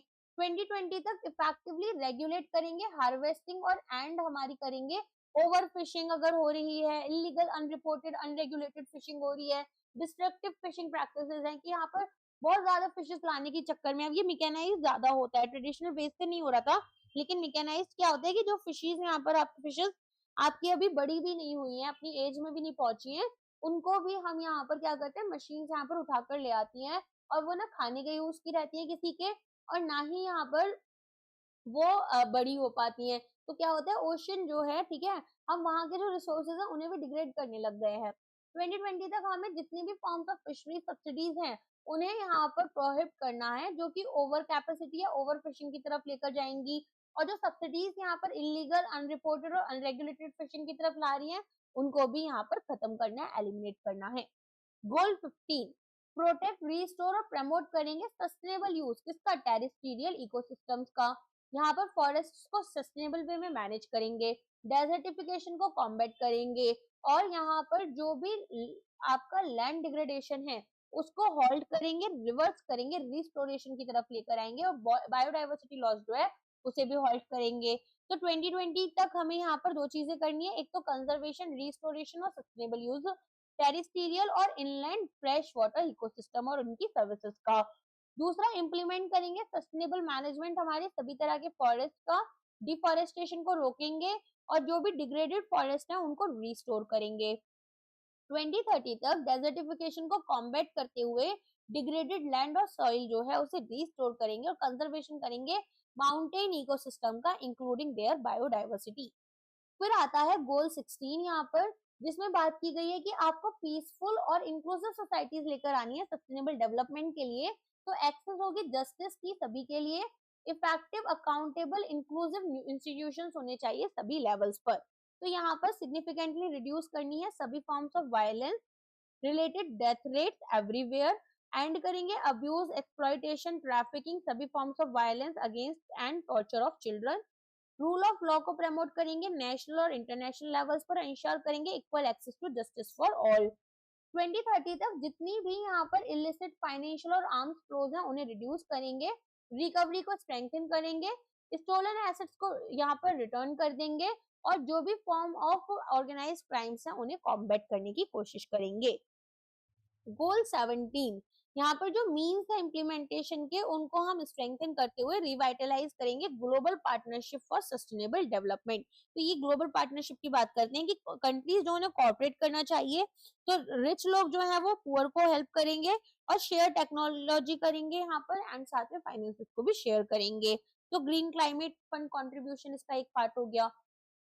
तो स्ट्रेंथन करना है डोमेस्टिक रिसोर्स मोबिलाइजेशन को, इंटरनेशनल सपोर्ट होना चाहिए डेवलपिंग कंट्रीज के लिए, डोमेस्टिक कैपेसिटी हमारे टैक्सेस और अदर रिवेन्यू कलेक्शन के लिए, additional financial resources developing countries को मिलने चाहिए मल्टीपल रिसोर्सेज से, north south, south south, triangular, regional and international corporation की तरफ जाना है, एक्सेस देनी है साइंस, टेक्नोलॉजी और इनोवेशन की। जितनी भी डेवलपिंग कंट्रीज है उन्हें असिस्ट करना है कि कैसे लॉन्ग टर्म डेट सस्टेनेबिलिटी को वो अटेन कर पाए थ्रू कोऑर्डिनेटेड पॉलिसीज, और यहाँ पर फॉस्टर करेंगे debt financing, debt relief and debt restructuring. Next आता है ozone depletion and Vienna convention. Ozone depletion और वेना कन्वेंशन में वेना कन्वेंशन क्या है, पहले इसे समझते हैं। तो देखो यहाँ पर हम क्या करते हैं, मल्टीलैटरल एनवायरमेंट एग्रीमेंट है जो कि सिग्नेचर्स के लिए यहाँ पर ओपन की गई थी 1985 में। अब इसमें क्या बात की जाती है, इसमें बात की जाती है कि भाई हमें यहाँ पर एक फ्रेमवर्क तैयार करना है जो कि इंटरनेशनल एफर्ट्स के लिए यहाँ पर बना है ताकि ओजोन के लेयर जो है उसे बचा पाए। तो सबसे पहले ओजोन डिप्लीशन क्या होता है, तो ओजोन लेयर हमारे पास में एक प्रोटेक्टिव शील्ड की तरह काम करेगा। O3 ओजोन होता है, स्ट्रेटोस्फीयर में प्रेजेंट होता है, तो जो भी यहाँ पर हार्मफुल अल्ट्रावायलेट रेडिएशंस होती हैं उससे हमें प्रोटेक्ट कर रहा होता है, ठीक है। तो उनको ये एब्जॉर्ब कर लेती है O3। अब O3 डिप्लीशन की प्रॉब्लम क्या है कि जो ये लेयर है ये मैन मेड केमिकल्स की वजह से, जिसको हम ओडीज ओजोन डिप्लीटिंग सब्सटेंसेस भी बोलते हैं, जैसे आपके क्लोरोफ्लोरोकार्बन्स हो गए, हाइड्रोफ्लोरोकार्बन्स हो गए, हेलोन्स हो गए, इनसे ये ना ये धीरे धीरे क्या हो रहा है, थिन होता जा रहा है। अब ये सब चीजें हम कहाँ यूज करते हैं, रेफ्रिजरेटर्स में, स्प्रेज में, एयर कंडीशनर्स में। तो जितनी ज्यादा यूवी रेज अर्थ तक पहुंचेंगी उतना ही स्किन केयर, यहाँ पे स्किन कैंसर, आई डैमेज, ठीक है। इसके अलावा जो हमारी क्रॉप्स और मरीन लाइफ है वो अफेक्ट होती है। तो यहाँ पर ये लीगली बाइंडिंग तो नहीं है वेना कन्वेंशन, लेकिन यहाँ पर बात की जाती है कि हमें गोल अपने लिए कि किस तरीके से जो हमारा ओजोन का डिप्लीशन हो रहा है उसको रिड्यूस करना है, साथ में जो यूज है ओजोन डिप्लीटिंग सब्सटेंसेस के इनको कम करना है। तो यहाँ पर यूज ऑफ क्लोरोफ्लोरोकार्बन्स जो कि मेन आपका एजेंट होता है ओजोन डिप्लीशन के लिए, उसको कम करना है।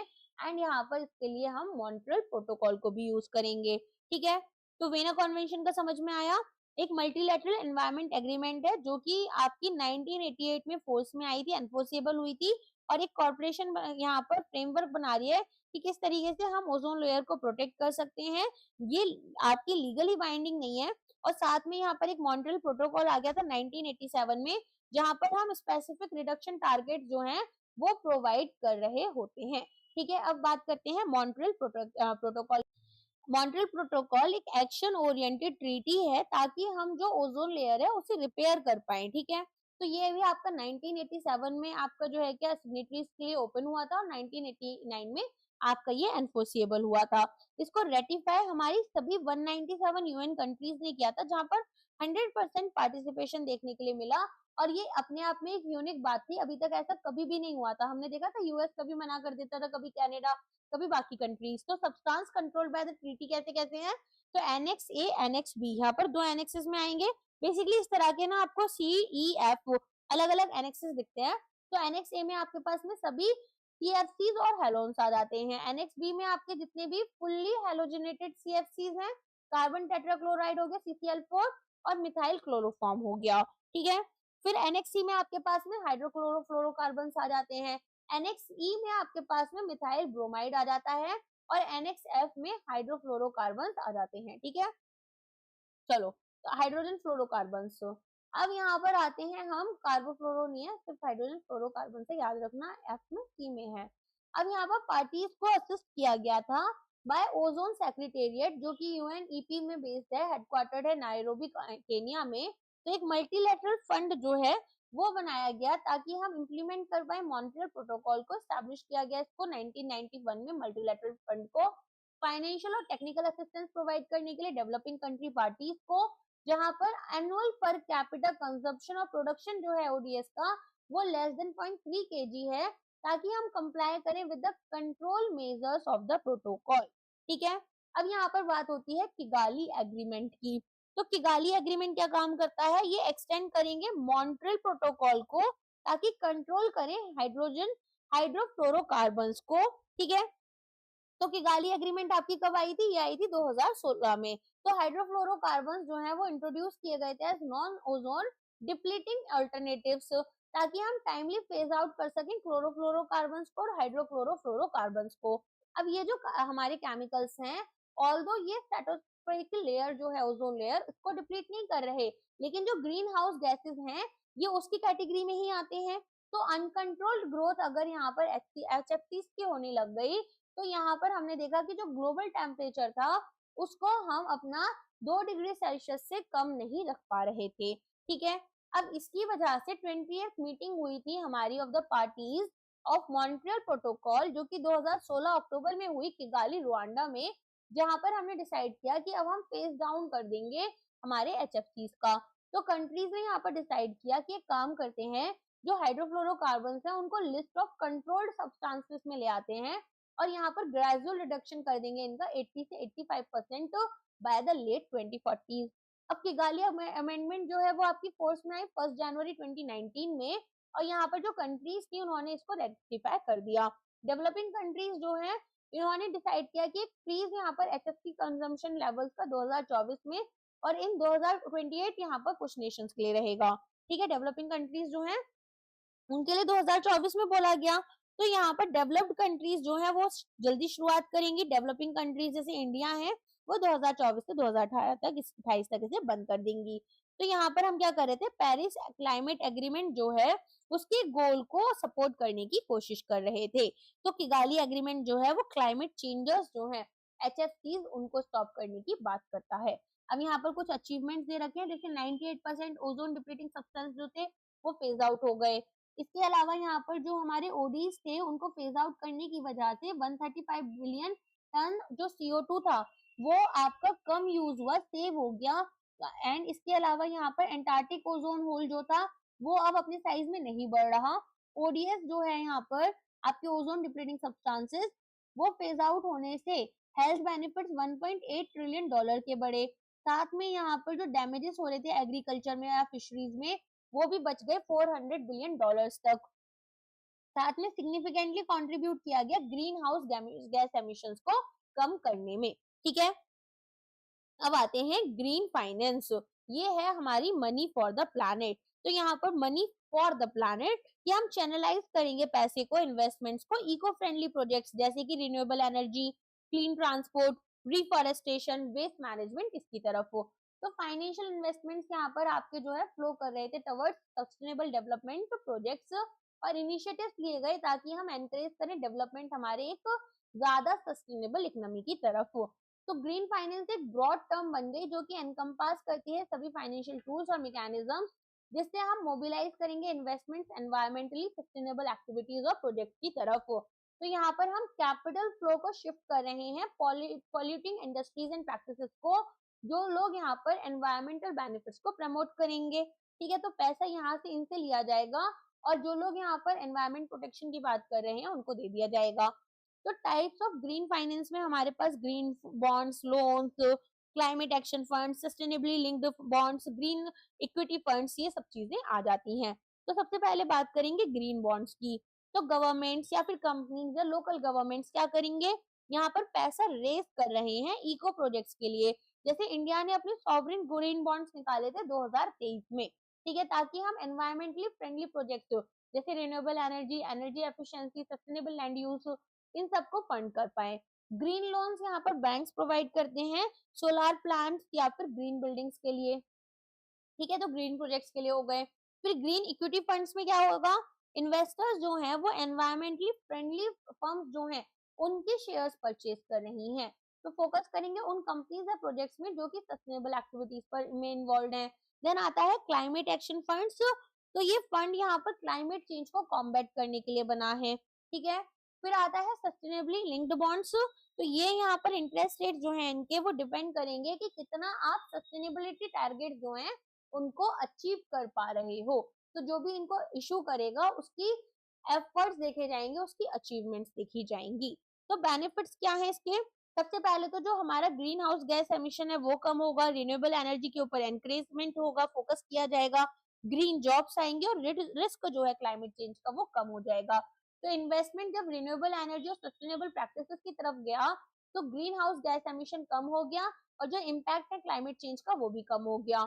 ग्रीन फाइनेंस हेल्प कर रहा है कि कैसे हम बायोडाइवर्सिटी को प्रोटेक्ट करें, नेचुरल रिसोर्सेज को कंजर्व करें और पोल्यूशन को रिड्यूस करें।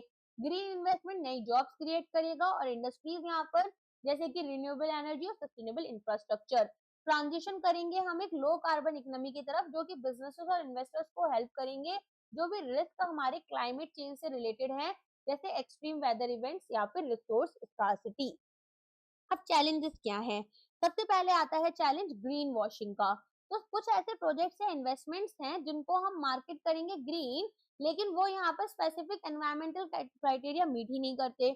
फिर स्टैंडर्डाइज्ड यहाँ पर चीज नहीं है, तो हमें अभी क्या है, वेरीफाई करना पड़ेगा कि क्या वो सच में यहाँ पर इन यूनिवर्सली एक्सेप्टेड डेफिनेशन या स्टैंडर्ड्स नहीं है। तो हमें पता नहीं चल पा रहा है कि ये जो एनवायरमेंटल इम्पैक्ट ऑफ इन्वेस्टमेंट्स है वो क्या रहेंगी। लिमिटेड एक्सेस ऑफ फाइनेंस की जो डेवलपिंग नेशंस हैं उनको ग्रीन फंडिंग बहुत मुश्किल से मिल पा रही है, क्योंकि ट्रांजैक्शन कॉस्ट काफी हाई है। तो फ्यूचर क्या है ग्रीन फाइनेंस का? तो हम ऐसा बोल सकते हैं कि ग्लोबल डिमांड तो बढ़ रही है सस्टेनेबल इन्वेस्टमेंट के लिए। अब एआई ब्लॉकचेन को हम यूज करके ट्रांसपेरेंसी बढ़ा देंगे और ज्यादा government incentives and carbon taxes हम यूज कर सकते हैं।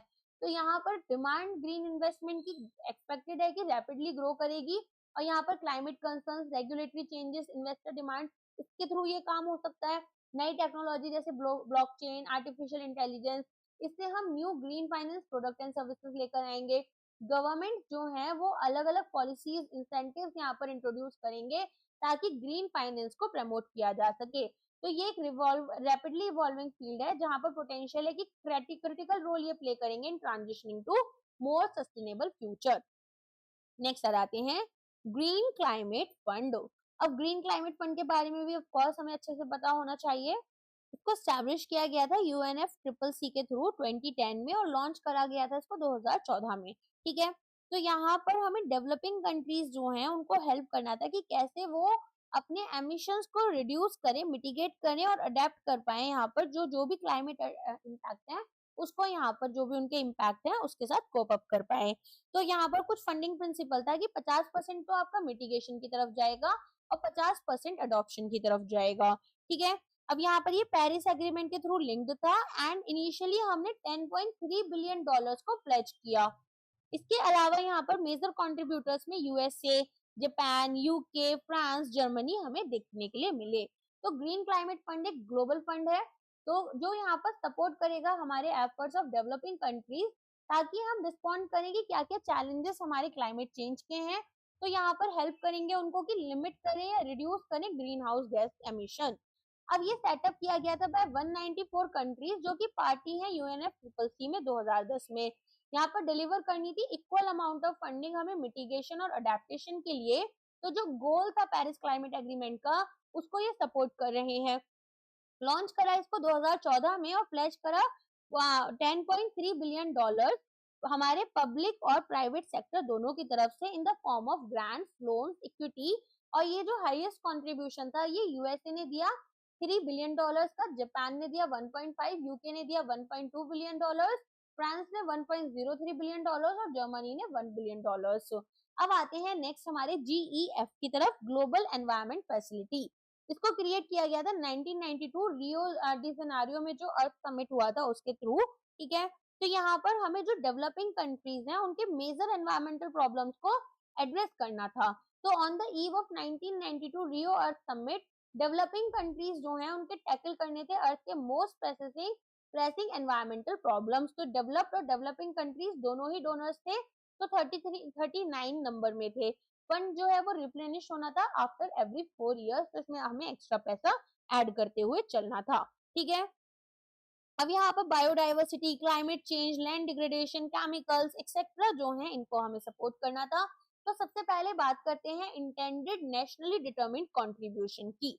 तो हमने देखा कि यहाँ पर वो प्लान्स हैं जो गवर्नमेंट्स कम्युनिकेट करती हैं यूएनएफसीसीसी को कि क्या स्टेप्स वो लेने वाली है ताकि क्लाइमेट चेंज को वो डोमेस्टिकली अपना केटर कर पाए या एड्रेस कर पाए। तो कॉप 19 डिसीजन जो हुआ था वॉर्सो 2013 में, सभी पार्टीज को बोला गया कि अपने आईएनडीसीज यहाँ पर तैयार करो और कोई भी यहाँ पर प्रेजुडिस नहीं होना चाहिए लीगल नेचर में कंट्रीब्यूशन के towards the achieving of this objectives of the convention and communicate, इसको आपको कॉप 21 में करना है। अब इंडिया ने यहाँ पर आईएनडीसी में क्या डिसाइड किया? तो इंडिया ने बोला कि भाई मैं ना एमिशन इंटेंसिटी को 33 से 35% तक कम कर दूंगा। साथ में जो इलेक्ट्रिसिटी है वो नॉन फॉसिल फ्यूल से 40% तक बनेगी। इसके अलावा 2.5 से 3 बिलियन टन CO2 इक्विवेलेंट जो है वो ऐड होगा फॉरेस्ट के थ्रू, तो एक कार्बन सिंक बनाऊंगा।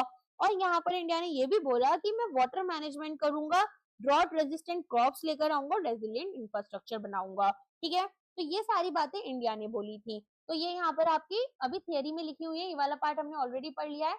इंक्रीज करेंगे हम अपनी रिन्यूएबल एनर्जी को, ये भी लास्ट उसमें पढ़ा था। एनहांस करना है कार्बन सिंक में, तो कार्बन सिंक हमारी 2.5 से 3 billion ton of CO2 equivalent बननी थी additional forest and tree cover के थ्रू। अडेप्ट करना था क्लाइमेट चेंज में, तो इन्वेस्ट करते हैं इन मेजर्स ताकि इम्पैक्ट जो है क्लाइमेट चेंज के उनको हम यहाँ पर अडेप्ट कर पाए, जैसे कि वाटर मैनेजमेंट को इम्प्रूव करना, ड्रॉट रेजिडेंट क्रॉप्स को डेवलप करना और रेजिलिएंट इंफ्रास्ट्रक्चर बिल्ड करना। अब इंडिया की प्रोग्रेस कैसी रही है, तो इंडिया ने यहाँ पर अगर हम बात करें काफी सारी चीजें अचीव कर ली। अब ये करंट अफेयर से पढ़कर जाना, ठीक है। तो सबसे पहले तो जो हमारी रिन्यूएबल एनर्जी कैपेसिटी है उसकी बात कर लेते हैं। अब अक्टूबर 2025 तक ना इंडिया ने सरपास कर लिया यहाँ पर जो 500 gigawatt of total installed power capacity है। तो यहाँ पर जो हमारे नॉन फॉसिल फ्यूल्स हैं ये अब 51% हमारी टोटल इलेक्ट्रिसिटी का प्रोडक्शन कर रहे हैं, ठीक है। तो जो हमारा 2030 का क्लाइमेट गोल था उससे हम 5 साल पहले ही आगे चल रहे हैं। ओके, इंस्टॉल कैपेसिटी जो है वो हमारी 500.89 गीगावाट हो चुकी है। इसके अलावा नॉन फॉसिल फ्यूल कैपेसिटी हमारी 256.09 गीगावाट हो चुकी है। फॉसिल फ्यूल कैपेसिटी हमारी 244.80 कैपेसिटी है गीगावाट में। रिन्यूएबल एनर्जी हमें सोलार से 127.33 गीगावाट मिलती है और विंड से 53.12। तो ये जो नंबर्स मैं बोल रही हूँ उसको एक बार याद कर लेना क्योंकि आपको एसए में हेल्प करेगा, साथ में ईएसआई में आने की बहुत चांसेस हैं। आरबीआई 2025 वाला अगर आप पेपर देने जा रहे हो 2026 में देने जाओगे तब के डेटा देख लेना, ठीक है। मतलब अगर आप इस वीडियो को फ्यूचर में कभी देखते हो। चलो अब आ जाते हैं नेक्स्ट पर, ये है हमारा इंटरनेशनल सोलार अलायंस। अब ये आपको पता है इंडिया के लिए बहुत इंपॉर्टेंट है। तो सबसे पहले तो ये पहली ऐसी ट्रीटी थी जहां पर इंटर गवर्नमेंटल ऑर्गेनाइजेशन जो है वो इंडिया में हेडक्वार्टर्ड है। कहाँ पर है? गुड़गांव में है। तो first treaty based intergovernmental organisation.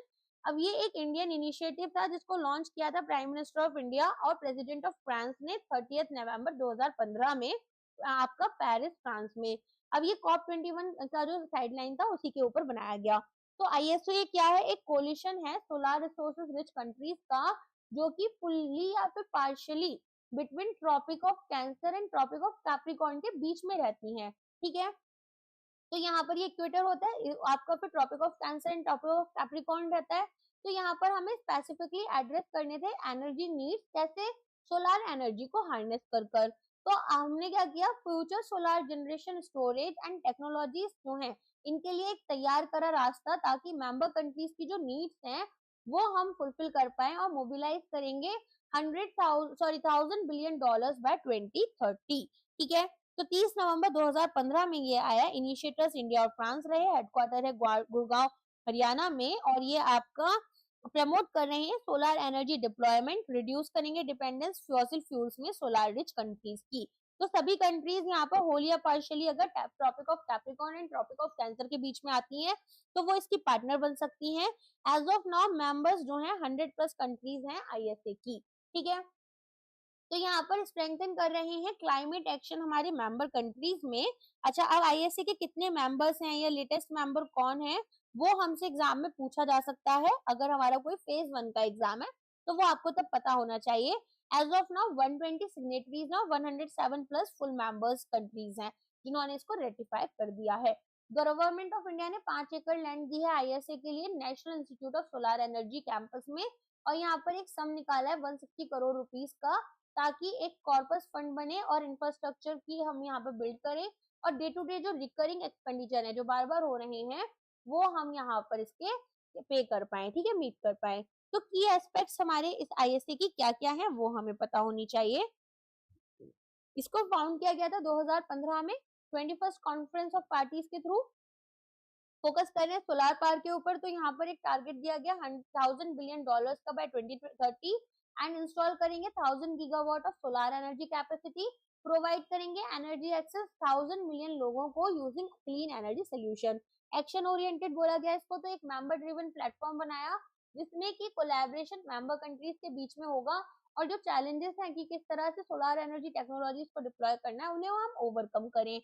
फिर जो डेवलपिंग कंट्रीज है इस पर हमारा फोकस था। तो सपोर्ट करेंगे लीस्ट डेवलप्ड कंट्रीज और स्मॉल आइलैंड डेवलपिंग स्टेट्स को कि किस तरीके से वो अपने सोलर पोटेंशियल को हार्नेस कर सकते हैं और अपने एनर्जी गोल्स को मीट कर सकते हैं। अब यहाँ पर कुछ अचीवमेंट्स देख लेते हैं। सबसे पहले जो सोलर एनर्जी डिप्लॉयमेंट है वो आपकी इंक्रीज हो गई, तो आईएसए ने फैसिलिटेट किया डिप्लॉयमेंट सेवरल सोलर प्रोजेक्ट्स का अक्रॉस मेंबर कंट्रीज। तो सिग्निफिकेंट राइज देखने के लिए मिला ग्लोबल सोलर एनर्जी कैपेसिटी में। इसके अलावा हमने इन्वेस्टमेंट को मोबिलाइज किया, तो अट्रैक्ट हुई है इन्वेस्टमेंट आपके सोलर एनर्जी प्रोजेक्ट्स में अलग अलग इनिशिएटिव्स के थ्रू। तो यहाँ पर आईएसए फैसिलिटी एक रिस्क मिटिगेशन प्लेटफॉर्म की तरह काम कर रही थी। नॉलेज शेयरिंग हुई, तो आईएसए जो है ये यहाँ पर नॉलेज शेयरिंग प्रमोट कर रही थी, capacity building among member countries through workshops, training programmes and technical assistance. Policy advocacy, तो आईएसए ने यहाँ पर सपोर्टिव पॉलिसीज और रेगुलेशंस की बात की ताकि हम जल्द से जल्द सोलर एनर्जी को अडॉप्ट करें नेशनल और इंटरनेशनल लेवल्स पर। ठीक है, तो यहाँ पर चैलेंजेस क्या है? सबसे पहले तो फाइनेंसिंग गैप बन गया। तो हमने देखा कि जो फंड्स हैं उनको हमें मोबिलाइज करना था 2030 तक, और सफिशिएंट इन्वेस्टमेंट यहाँ पर कि हम इन एम्बिशियस टारगेट्स को मीट कर पाए वो अभी भी एक चैलेंज है। डेवलपिंग कंट्रीज के पास में नेसेसरी इंफ्रास्ट्रक्चर और टेक्निकल एक्सपर्टीज नहीं है। फिर यहाँ पर पॉलिसीज और रेगुलेशंस को स्ट्रीमलाइन करना ताकि हम डिप्लॉय करें सोलर एनर्जी को, ये भी थोड़ा इंपॉर्टेंट था। तो काफी ज्यादा पोटेंशियल तो है आईएसए के पास में, लेकिन ये जो चैलेंजेस हैं अगर इनको हम ओवरकम कर पाएंगे तभी अपने गोल्स तक पहुंच पाएंगे। ठीक है, अच्छा याद रखना यहाँ पर इंडिया ने क्या क्या सपोर्ट प्रोवाइड किया है। 160 करोड़ रुपीस का कॉर्पस, 5 करोड़ का 5 एकड़ का लैंड। ठीक है, अब आते हैं national action plan on climate change, जिसको लॉन्च किया गया था 2008 में prime ministers council on climate change के द्वारा, जिसमें इंटीग्रेट करनी थी डेवलपमेंट क्लाइमेट प्रोटेक्शन के थ्रू थ्रू सस्टेनेबल ग्रोथ। तो यहाँ पर क्रिएट करेंगे awareness among the representatives of public, different agencies of the government, scientist, industry and communities on the threat posed bye climate change. अब 8 national mission हैं जो कि core बनाते हैं एनएपीसीसी का, जिसमें कि multi pronged long term integrated strategies हैं ताकि हम की गोल्स अचीव कर सकें। तो यहाँ पर कौन कौन से हैं? नेशनल सोलर मिशन जो कि सोलर पावर को प्रमोट करता है ताकि जो डिपेंडेंसी है हमारी फ्यूल्स पर वो हमारी कम हो जाए, फॉसिल फ्यूल्स पर। फिर national mission on enhanced energy efficiency, ताकि हम मार्केट बेस्ड मैकेनिज्म यूज कर एनर्जी एफिशिएंसी को बढ़ाएं। फिर national mission on sustainable habitat, ताकि अर्बन वेस्ट मैनेजमेंट हो, बिल्डिंग एफिशिएंसी हो और ट्रांसपोर्ट रिफॉर्म्स हम लेकर आ पाए। फिर आता है नेशनल वाटर मिशन, जिसमें कि वाटर यूज एफिशिएंसी हमें 20% से बढ़ानी थी। फिर national mission for sustaining the Himalayan ecosystem, हमें यहाँ पर हिमालयन ग्लेशियर्स को और बायोडाइवर्सिटी को प्रोटेक्ट करना था। National mission for a green India, forest cover को बढ़ाना था, ट्रीज कवर को बढ़ाना था ताकि कार्बन सिंक जो है उसे इनहांस करें। National mission for sustainable agriculture, climate resilient crops और अडेप्टिव एग्रीकल्चर प्रैक्टिसेस की बात करते हैं। National mission on strategic knowledge of climate change, ये यहाँ पर स्ट्रेंथन करना चाहते हैं आरएनडी को, data collection and climate change को। ठीक है, अब यहाँ पर काफी सारे स्टेट एक्शन प्लान्स भी आते रहते हैं ताकि रीजनल वल्नरेबिलिटीज के ऊपर फोकस करें और सेक्टोरल अडॉप्शन मेजर्स अपना सकें। ठीक है, बाकी यहाँ पर अपन ने सारा कंप्लीट कर लिया है। अब कोई इंपॉर्टेंट रिपोर्ट्स आपकी करंट अफेयर्स में रहती है तो वो हम करंट अफेयर्स सेक्शन में कवर कर लेंगे। आज के लिए बस इतना ही है। आई होप लेक्चर आपको अच्छा लगा होगा, सारी चीजें आज आपने जितनी भी पढ़ी हैं वो याद हो गई होंगी। डेफिनेटली ईएसआई में करंट अफेयर्स कंपोनेंट इंपॉर्टेंट होता है, बट अगर आपको एक बार स्टैटिक पार्ट पता है तो आप डिस्क्रिप्टिव आंसर राइटिंग बेटर कर पाते हो। तो definitely you must know the protocols और उनके मोटा मोटा ऑब्जेक्टिव्स आपको अच्छे से पता होने चाहिए। और कोई शॉक अगर आरबीआई अचानक से दे दे, जैसे इस बार जीए में ज्यादातर स्टैटिक क्वेश्चन आया, तो अगर ऐसा फेज 2 में हो जाता है तो उस तरह के किसी भी चैलेंज के लिए आप अगर रेडी रहना चाहते हो तो ईएसआई के भी सारे स्टैटिक चैप्टर्स को एटलीस्ट 2 बार कंप्लीट कर ही एग्जाम में जाना। आज के लिए बस इतना ही है, अब मिलते हैं हमारे नेक्स्ट वीडियो में। Thank you so much.